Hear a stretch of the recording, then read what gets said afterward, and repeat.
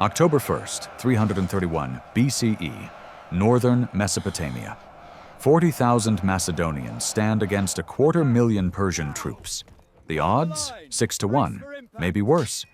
Darius III commands scythed chariots, blades spinning from their wheels, designed to shred infantry formations into chaos. He has the numbers.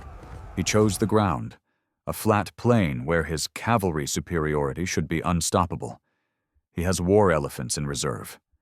Alexander has 7 minutes. 7 minutes is all it will take.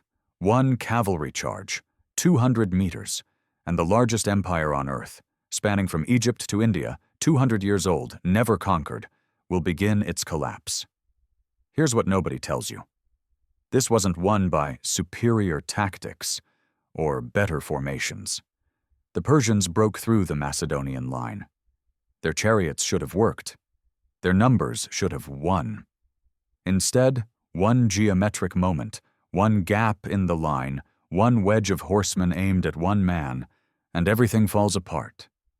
This is the story of the only shock charge that mattered, not the biggest, not the longest, but the one that killed an empire in the time it takes to boil an egg. How did 40,000 men shatter a force 6 times their size? The answer isn't what you think. The sun rises over Gaugamela.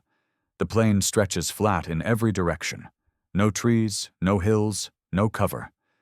Darius made sure of that. His engineers spent weeks leveling the ground, removing every rock, every obstacle.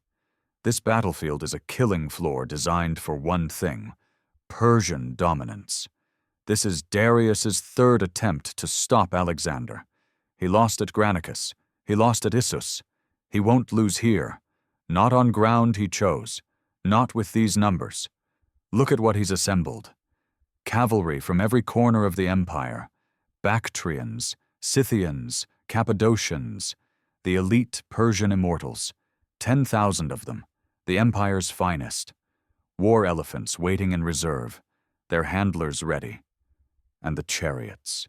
200 scythed chariots, blades extending from their wheels like horizontal guillotines, built specifically to tear phalanx formations into screaming ribbons.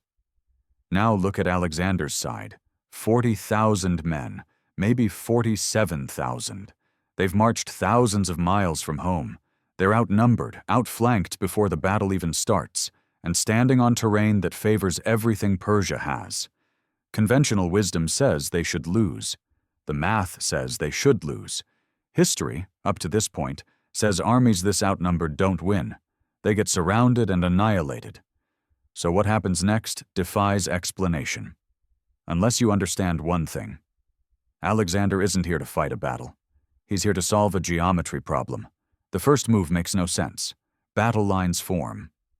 The Persians stretch across the plain, their front so wide it overlaps the Macedonian flanks on both sides. Standard doctrine says, hold your center, protect your flanks, don't let them surround you. Alexander does the opposite. He starts drifting right, not charging, not attacking, just sliding.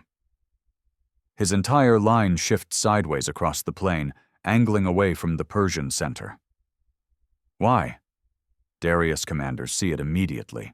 They panic. If Alexander keeps moving right, the battle shifts toward rough ground at the edge of the plain. Uneven terrain, rocky patches. And on rough ground, those 200 scythed chariots become 200 expensive paperweights. Darius can't allow it. He sends cavalry to stop the drift. Scythian horsemen and Bactrian riders surge forward, trying to pin Alexander's right flank, force him back toward the center where Persian numbers can overwhelm him. And this is exactly what Alexander wanted. Watch what's happening. Persian cavalry floods towards the flanks, thousands of horsemen pulling away from the center to deal with Alexander's movement. The Persian line isn't breaking, it's stretching, like a rubber band pulled from both ends. The center is thinning, a gap is forming. Not huge, not obvious, but it's there. Darius doesn't see it yet. He's focused on the flanks, on stopping Alexander's drift, on getting those chariots into the fight before the terrain makes them useless. He makes his move. The chariots roll forward. This is supposed to be the moment everything changes. 200 scythed chariots accelerating toward the Macedonian phalanx, horses at full gallop, blades spinning, the sound alone, metal shrieking against axles, hooves thundering, should freeze men in place. The phalanx is infantry, foot soldiers with long spears packed tight in formation. They can't outrun chariots. They can't dodge.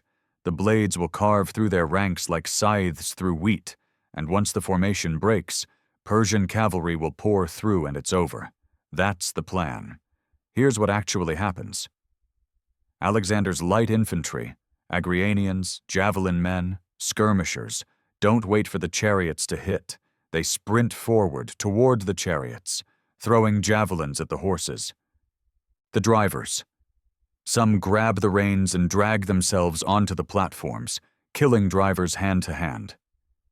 The chariots that make it through? The phalanx opens.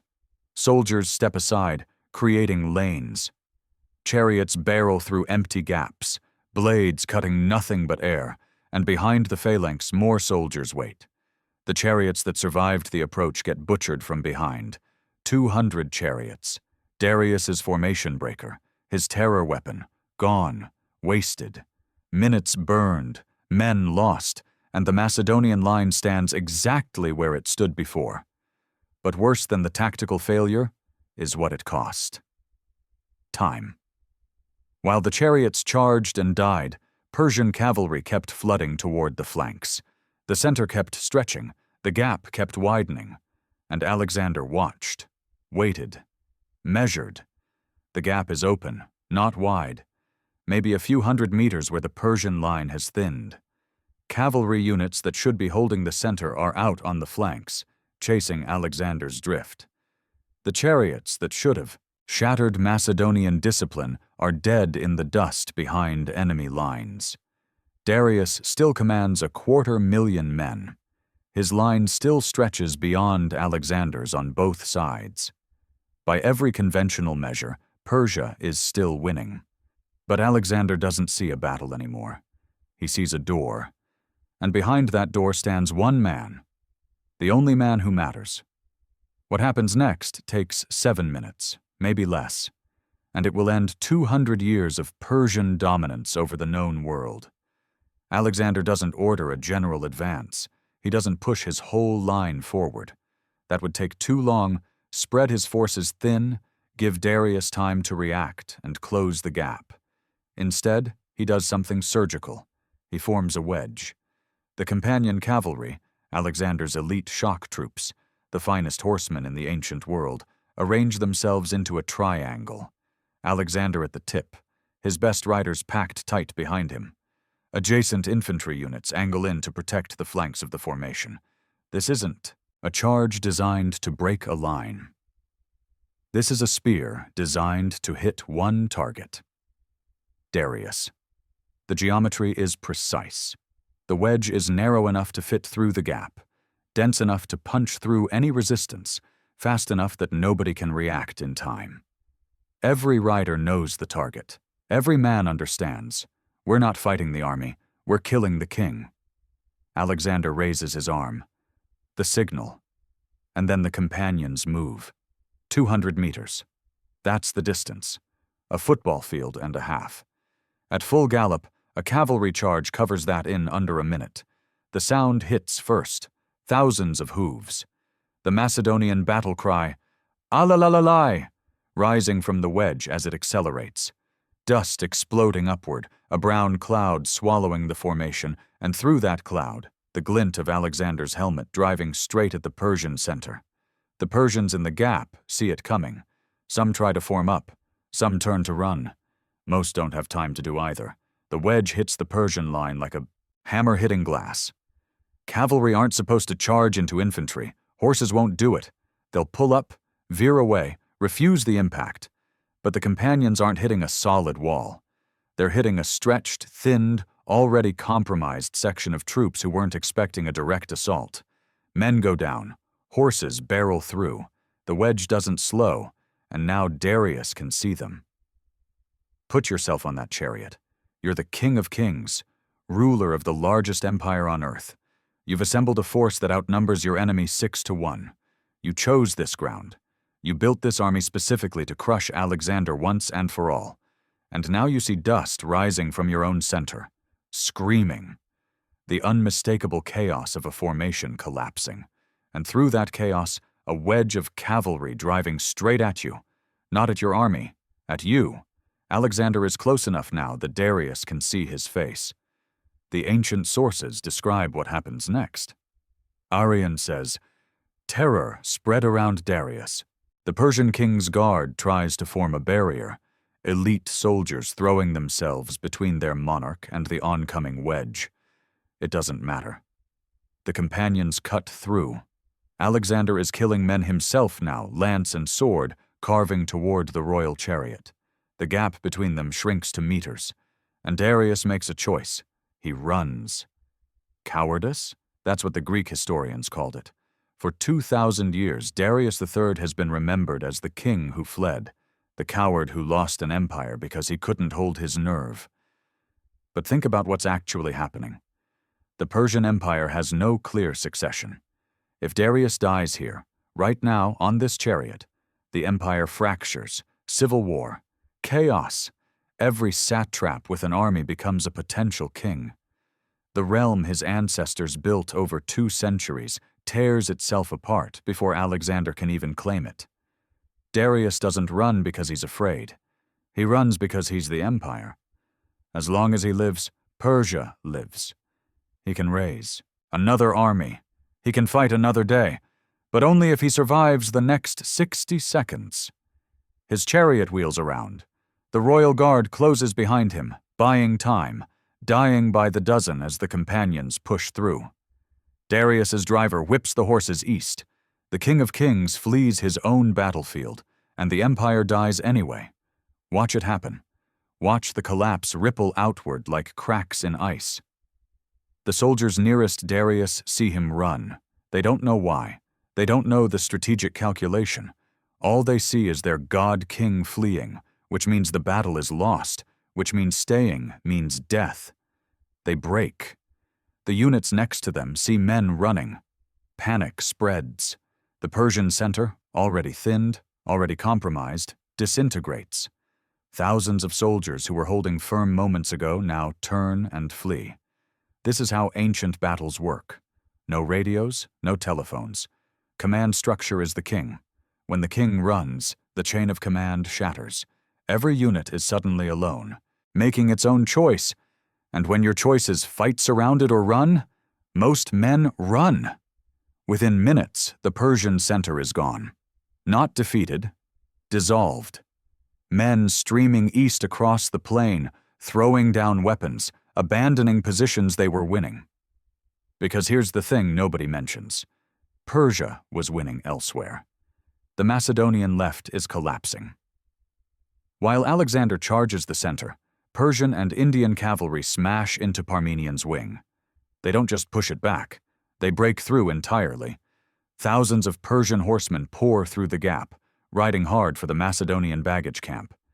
The camp holds Alexander's supplies, his treasury, his prisoners, and right now, it's defended by a skeleton crew while the real army fights a mile away.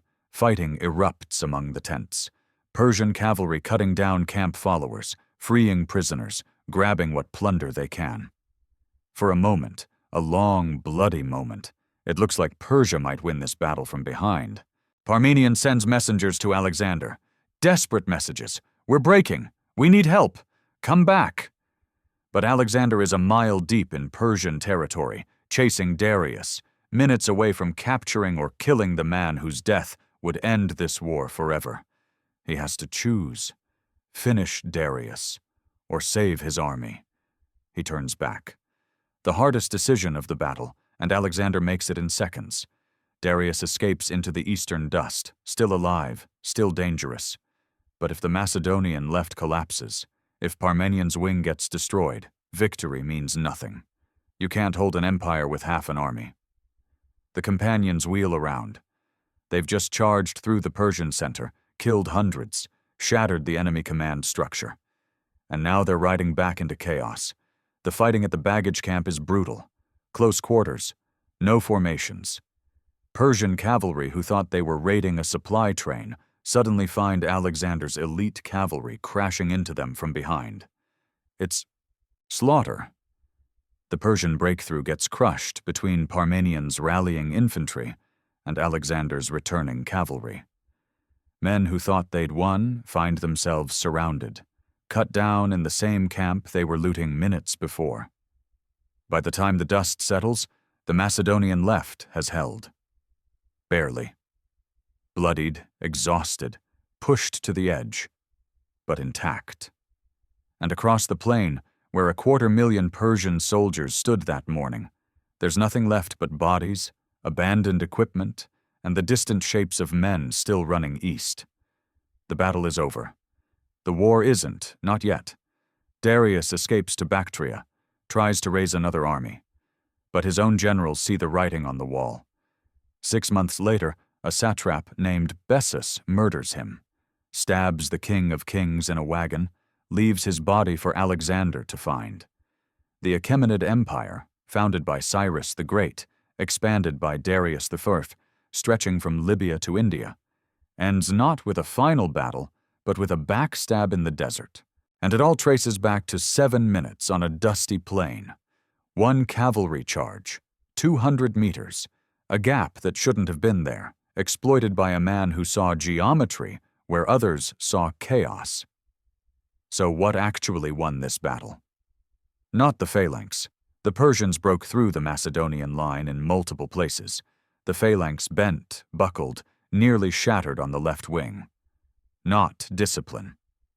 Both sides fought hard. Persian soldiers held their positions even as their center dissolved. The cavalry at the baggage camp nearly turned the entire battle around. Not numbers, obviously. Alexander was outnumbered 6-1 and won anyway. Here's the answer. Targeting. Alexander didn't try to defeat the Persian army. He didn't try to kill more men, or hold more ground, or win more individual combats.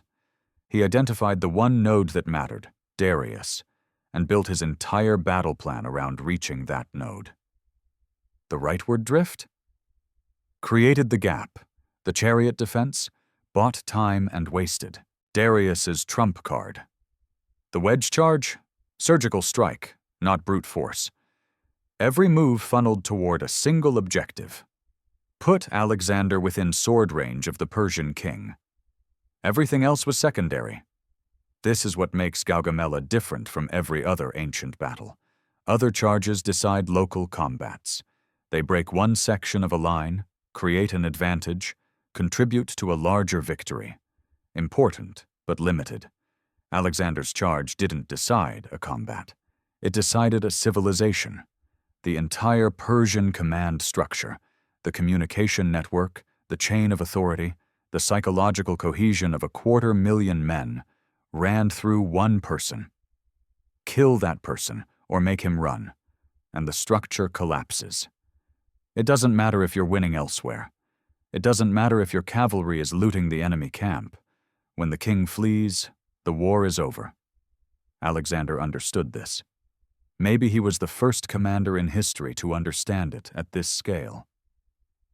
You don't defeat empires by grinding through their armies.